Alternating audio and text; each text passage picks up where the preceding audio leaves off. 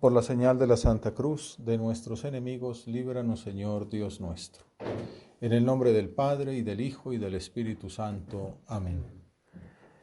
Señor mío y Dios mío, creo firmemente que estás aquí, que me ves, que me oyes. Te adoro con profunda reverencia. Te pido perdón de mis pecados y gracia para hacer con fruto este rato de oración. Madre mía Inmaculada, San José, mi Padre y Señor, Ángel de mi guarda, interceded por mí.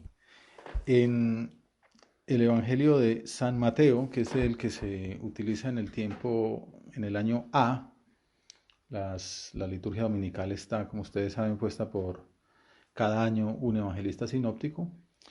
Entonces, ya en el domingo séptimo, estamos ya en el Sermón del Monte. Mateo, como otras veces hemos explicado, divide su evangelio como en 5 grandes discursos, o alrededor de 5 grandes discursos, como si fuera un nuevo Pentateuco, la nueva Torá. Jesús es el nuevo Moisés. Y el primero de ellos es el Sermón del Monte, donde comienza explicando las bienaventuranzas. Luego pues estarán otros sermones como el eclesiástico, el misionero, el de las parábolas y el escatológico. Ahí están los 4. Y el quinto, el sermón del monte. Después de la introducción entramos en el cuerpo del sermón. Los exégetas suelen decir que este discurso se estructura en 6 antítesis, porque dice, habéis oído decir, pero yo os digo. Todo para los juristas son felices escuchando criterios y eh, enseñanzas de este tipo. En realidad, no es que Jesús haga antítesis propiamente, no es que cambie, digamos, el sentido de la ley, no es como que en el fondo sería como enmendar al Padre del Antiguo Testamento. Sería más bien, más que antítesis, son complementos. Se trata de una revelación con la cual el Hijo desvela cuál es el mejor modo de cumplir la voluntad del Padre. En este discurso el Señor se presenta como ese nuevo Moisés. Cuando uno lee a Jesús de Nazaret de Joseph Ratzinger, Benedicto XVI, es como la idea central, que Jesús ocupa el puesto que antes tenía Moisés. Los mismos judíos se daban cuenta que lo de Moisés era todavía un camino intermedio, que no era la plenitud. Moisés no pudo ver el rostro de Dios, solamente, pero ya vio bastante, le vio la espalda, ¿no? Y el Hijo es el que podrá ver el rostro, y Jesús mismo dirá, el Hijo, el que ha visto al Padre, es el que lo da a conocer. El único que lo ha visto es Jesús. Entonces Jesús es, digamos, no solo el nuevo Moisés, sino la plenitud de Moisés. No solamente en su actuar, sino también en su enseñanza. No abroga la ley, sino que la lleva a su perfección. Por ejemplo, hace 8 días lo veíamos, que además de condenar el homicidio, también reprueba la cólera. Ya no es que sea malo simplemente matar, sino que todo lo que sea pensar mal del hermano, pues también es un pecado.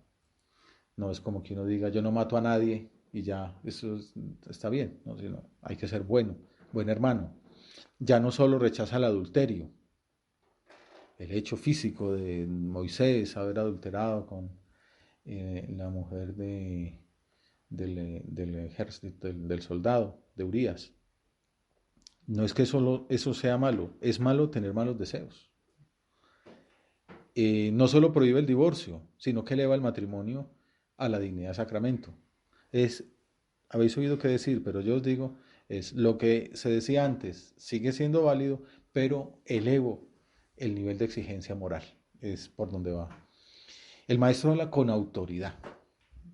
Enseña que no ha venido para abolir la ley, sino para perfeccionarla, para llevarla a su plenitud, que es lo que nos toca a nosotros, pues la maravilla que tenemos entre manos de habernos tocado ya, pues como la revelación plena. Por eso Jesús dirá, por ejemplo, de Juan Bautista, que, pues hombre, es el profeta más importante del Antiguo Testamento, pero los del Nuevo Testamento vamos por delante de él. Pues porque Juan pedía que llegara el Mesías, a nosotros ya nos tocó todas las enseñanzas del Mesías, nos toca llevarlas a la práctica. Entonces, en lo que tiene que ver con las relaciones con el prójimo, y es el centro la meditación de hoy, el amor al prójimo. O sea, como la continuación de lo que comenzamos en el discurso la semana pasada, el maestro invita a superar el espíritu vindicativo que aparecía en el Génesis desde Caín. Nada más empieza el Génesis y ya pues Caín mata al hermano, una cosa lamentable, ¿no? El pecado, como las consecuencias del pecado original, de todo pecado en general, son horribles. Pero Caín es una oveja comparado con un descendiente suyo que es Lamec, quien decía que había matado personas por una herida o por una contusión. Era un personaje que había que oírle, ¿no? Eh, incluso, más adelante el Señor induce a sobrepasar la famosa ley del talión, ojo por ojo, diente por diente. Ese principio, a pesar de que es muy denostado habitualmente, pues el Nuevo Testamento ya nos queda claro que, hombre, que eso es muy, pues, que Jesús lo superó ampliamente. En realidad, buscaba evitar los excesos en las venganzas, que nadie se cobrara más allá de lo que había padecido. O sea, la ley del talión era, le daba, cuidaba la dignidad humana. Es como, si a usted le sacaron un ojo, usted tiene derecho a sacarle un ojo y nada más que el ojo. Obviamente más adelante eso se perfeccionó y había como una especie de jueces que permitían pues como de alguna manera de remuneración, ¿no? No es que tampoco es que la gente estuviera sacándose los ojos mutuamente en tiempos de Jesús, pero a pesar de que la ley del talión había significado un poquito de justicia, pues Jesús llega más allá. Pues se buscaba que hubiera que el delito quedara resarcido con una compensación equiparable, a veces económicamente o con cabras o así. Pero Jesús enseña que la plenitud de la ley no consiste simplemente en cumplir. No hagáis frente al que os agravia. Sí, esto en moral todavía sigue vigente, ¿no? Hay quien vive feliz con los criterios, ¿no? Con cumplir criterios. Y por eso es feliz detrás de los códigos, ¿no? Entonces, y feliz cuando aparece un código nuevo un criterio nuevo para cumplir, ¿no? Porque como que la santidad está puesta en cumplir cosas. Entonces, estoy cumpliendo ya no solamente 35, sino 36, ¿no? Como los fariseos que el Señor critica, ¿no? Dicen que hay que pagar impuestos pues de los grandes árboles, las grandes plantaciones, y ellos pagan de la ruda y la comina, y el comino, pues de planticas de nada, pero no, yo es que, a ver, ¿yo qué más hago? ¿No? Como que el protagonismo de la vida moral estuviera en mi actuación, en hacer cositas y cositas y cositas, y yo hago muchas cositas, como que Dios me debe que yo le hago muchas cositas. Y Jesús a lo que va es que no, que la vida espiritual no es hacer cositas, sino la maravilla de dejar obrar a Dios. Así llamó el cardenal Ratzinger, escribió un artículo cuando la canonización de San José María, dejar obrar a Dios, que sea Él el del protagonismo. No hagáis frente al que os agravia. En esto consiste la plenitud de la ley. Al contrario, ¿sí? No es como cumple la ley. Si dice que haz esto, lo hagas. No, mucho más. Si uno te abofetea en la mejilla derecha, preséntale la otra. Estas enseñanzas hemos visto que han pasado a la historia, que han hecho mucho bien y que mucha gente la tiene, forma parte casi como de la cultura, pues al menos en nuestro ambiente así occidental hemos escuchado estas enseñanzas.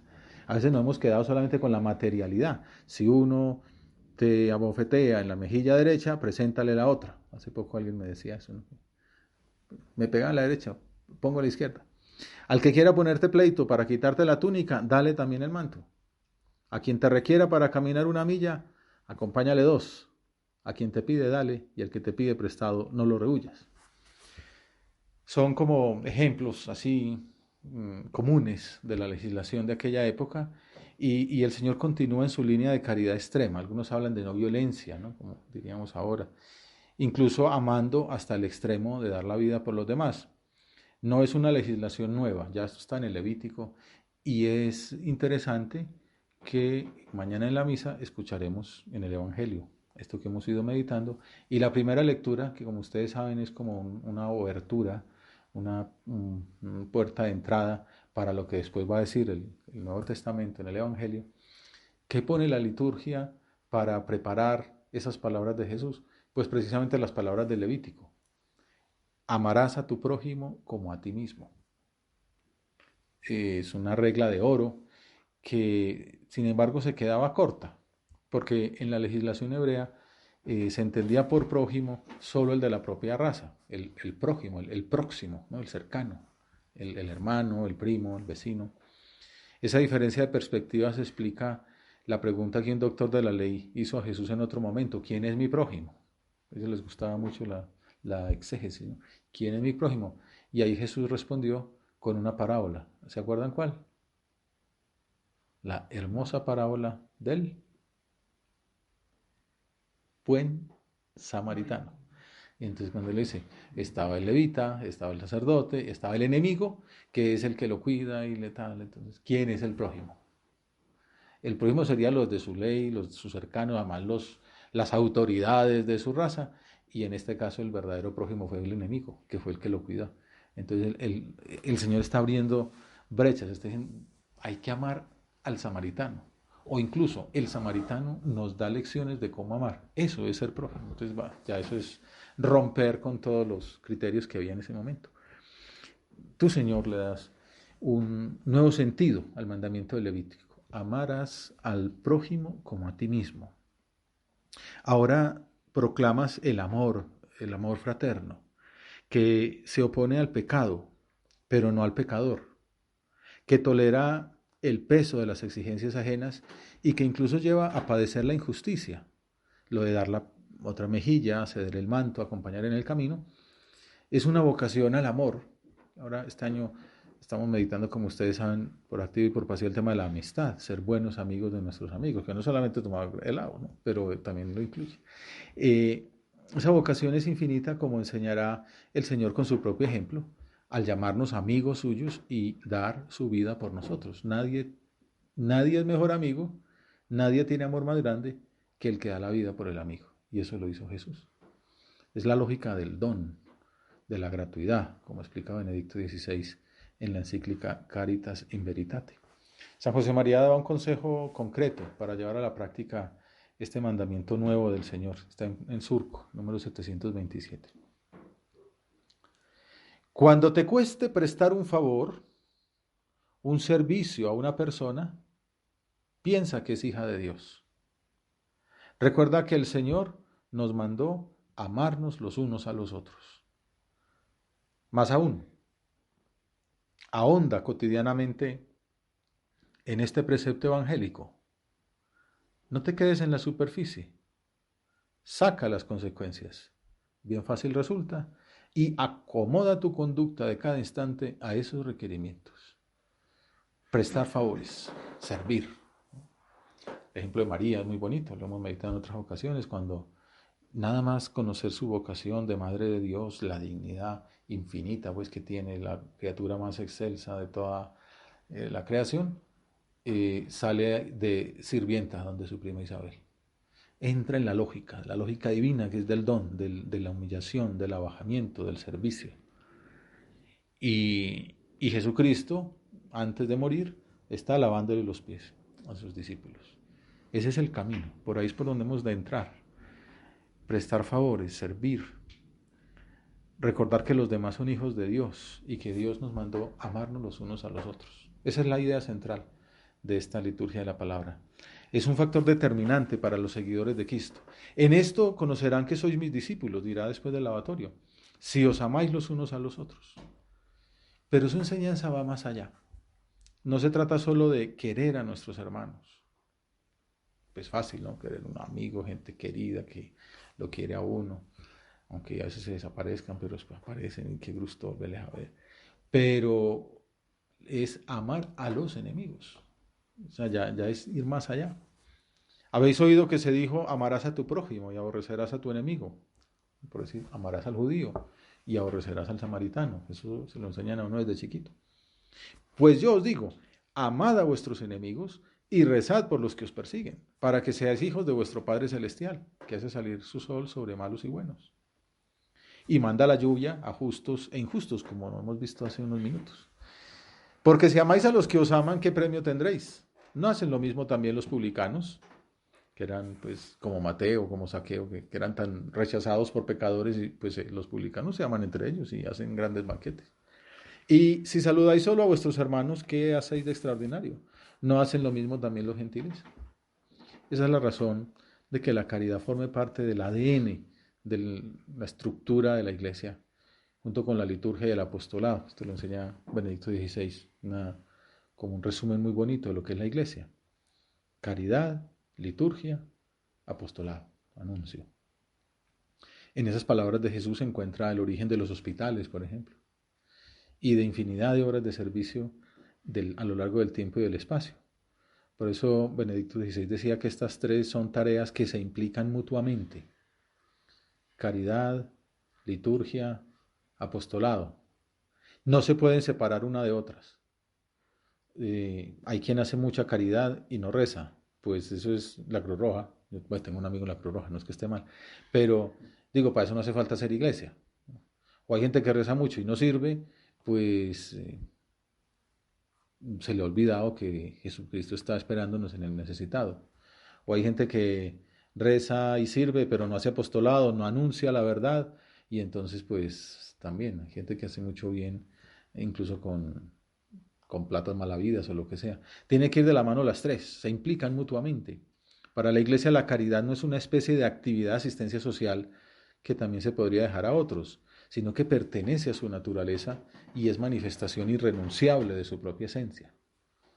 Por eso ya comenzamos las visitas a los pobres, por eso dentro del poco, en cuestión de 20 días, empieza la catequesis con los niños, y bueno, y ya estamos montando, ya hicimos una gestión para la cárcel que vamos a visitar en la primera semana de vacaciones en junio, porque la caridad no es una especie de actividad de asistencia, sino que pertenece a nuestra naturaleza y es manifestación irrenunciable de nuestra propia esencia.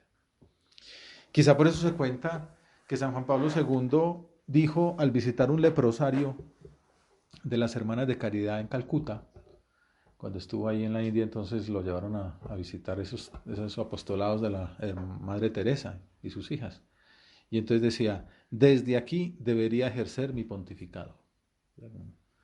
Como que ahí es donde está el núcleo de la vida espiritual. Obviamente, pues hay que estar en el Vaticano, pero sabiendo que la fuerza de la Iglesia está en el Vaticano, porque alguien tiene que estar ahí trabajando y creyendo las cosas y nombrando los obispos y resolviendo los problemas, pero también la clave está allí, en la caridad. Estos días escuché una anécdota muy bonita de la Madre Teresa también, que precisamente en esa visita del Papa estaba invitada a un acto eucarístico, una vela al Santísimo y tal, como gran personaje de la zona, ¿no?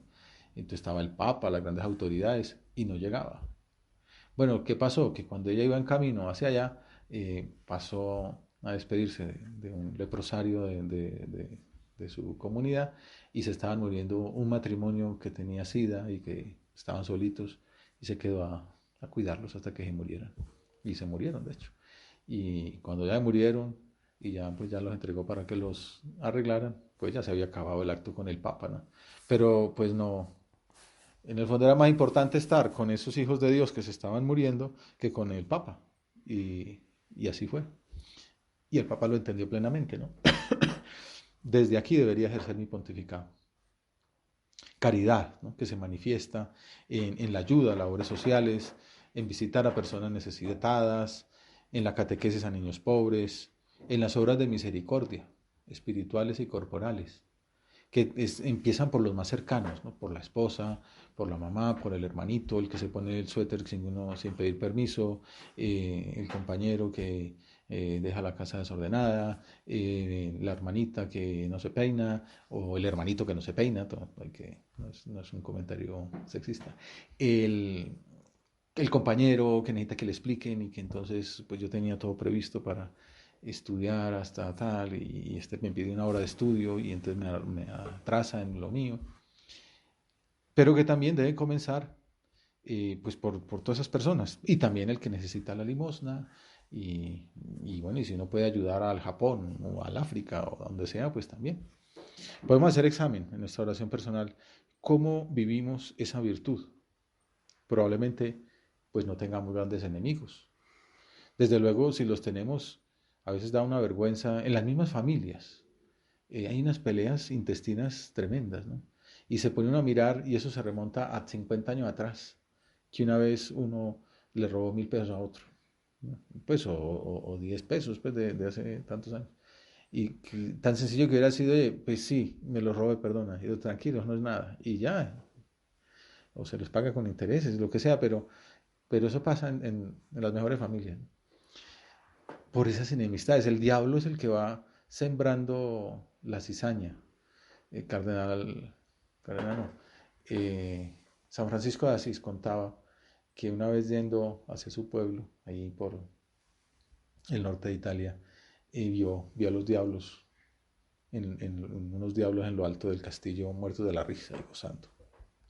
Y era que habían logrado que se pelearan los del pueblo aquel, pues los de un partido político contra los de otro. Entonces medio pueblo era enemistado con el otro medio y los diablos haciendo fiesta, porque habían logrado sembrar la cizaña, ¿no? Eh, y que entonces Francisco les ordenó que se fueran, claro, un hombre tan santo tenía ese poder, y se dedicó a trabajar, a recuperar la caridad y la unidad entre las gentes de aquellas comarcas, pues que es un pueblo pequeño, pues que se perdonaran las ofensas que hubieran podido tener. O sea, nosotros quizás no tengamos grandes enemigos, pero quizás es posible que haya personas que no nos caen tan bien, o que a las que nosotros no les caemos tan bien, también puede suceder. En ocasiones las evitamos, ¿no? Aquí hay un amigo que dice, las evadimos.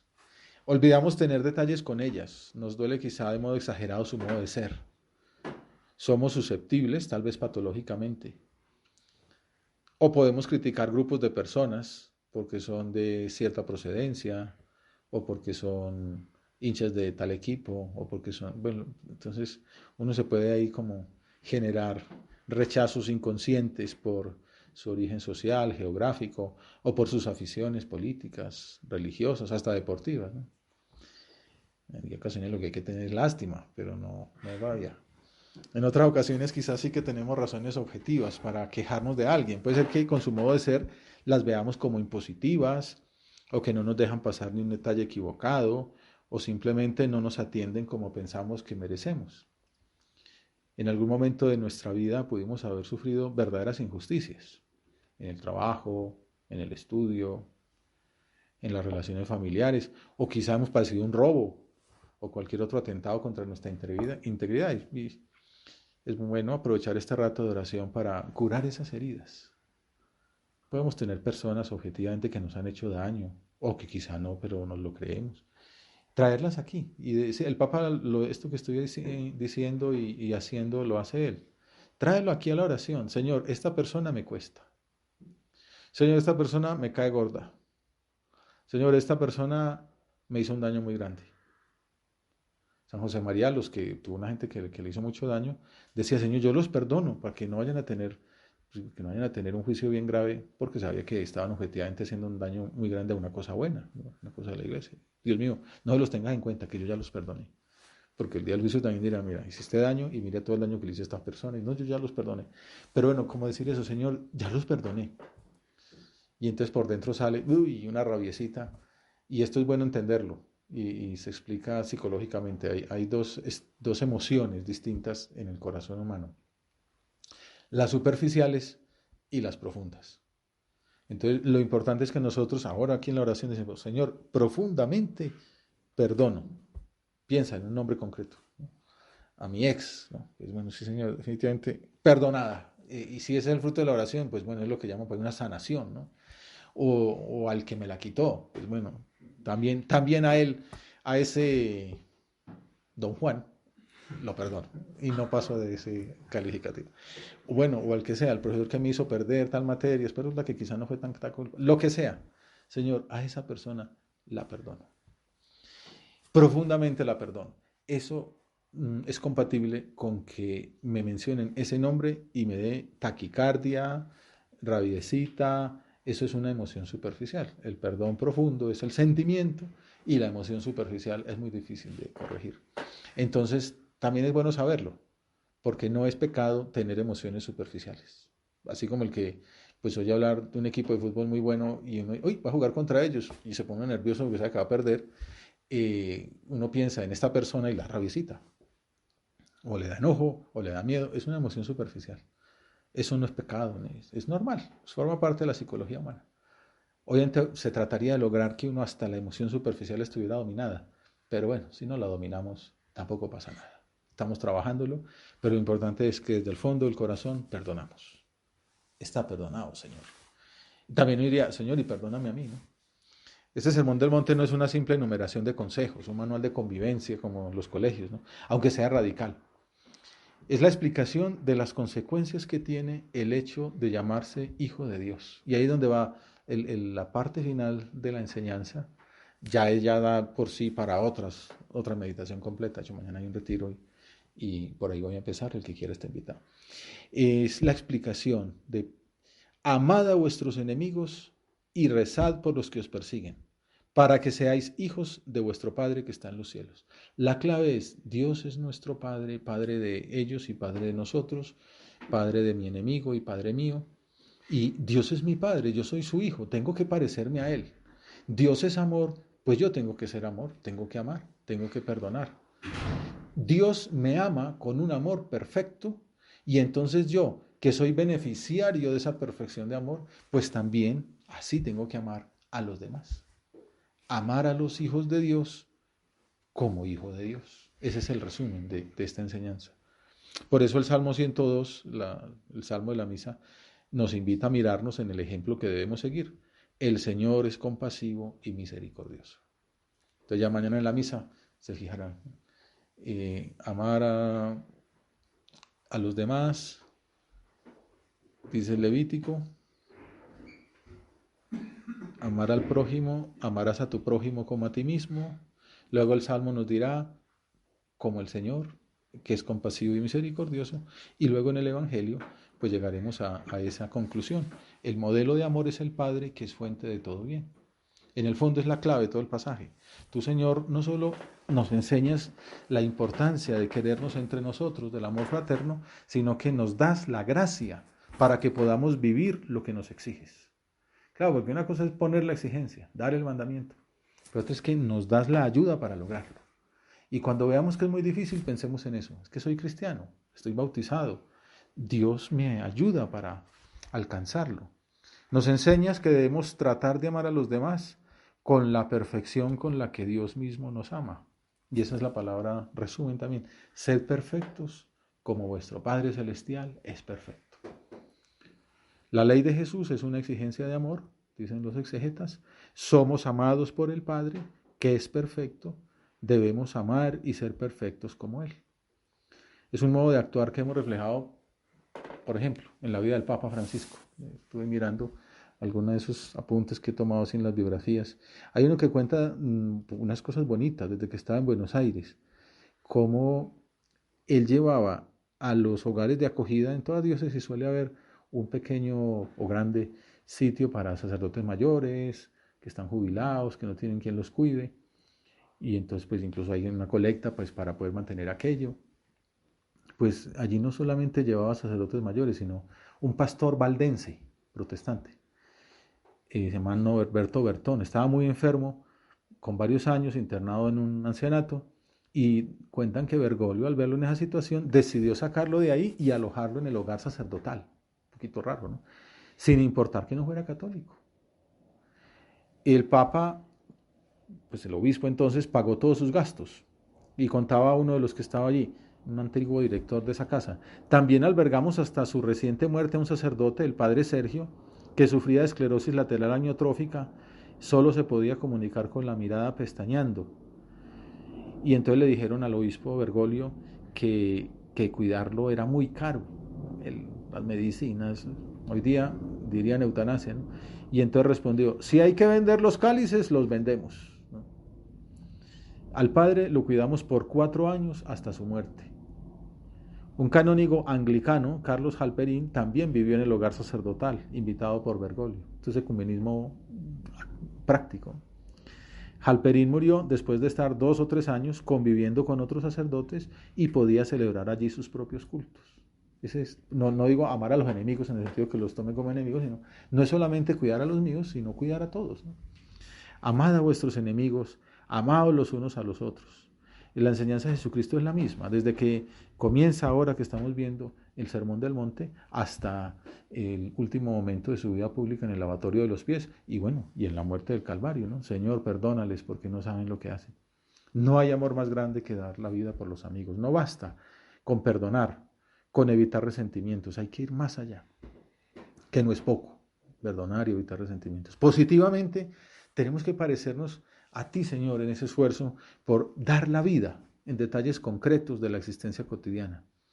Delicadeza en el trato, esfuerzo por hacerle amable la vida a los demás, prestar pequeños servicios o grandes servicios, olvidarnos de nosotros mismos. En ese documento que es como la línea para el pontificado, el Papa Francisco indicaba: el único camino consiste en aprender a encontrarse con los demás con la actitud adecuada, que es valorarlos y aceptarlos como compañeros de camino, sin resistencias internas. Mejor todavía, se trata de aprender a descubrir a Jesús en el rostro de los demás, en su voz, en sus reclamos. También es aprender a sufrir en un abrazo con Jesús crucificado cuando recibimos agresiones injustas o ingratitudes, sin cansarnos jamás de optar por la fraternidad. Pidamos a la Santísima Virgen, espejo de justicia, de santidad, de amor, que nos alcance la gracia del Señor para perdonar a quienes nos ofendan, pero sobre todo para gastar nuestra vida como ella, sirviendo a los demás. Te doy gracias, Dios mío, por los buenos propósitos, afectos e inspiraciones que me has comunicado en esta meditación. Te pido ayuda para ponerlos por obra. Madre mía Inmaculada, San José, mi Padre y Señor, Ángel de mi guarda, interceded por mí.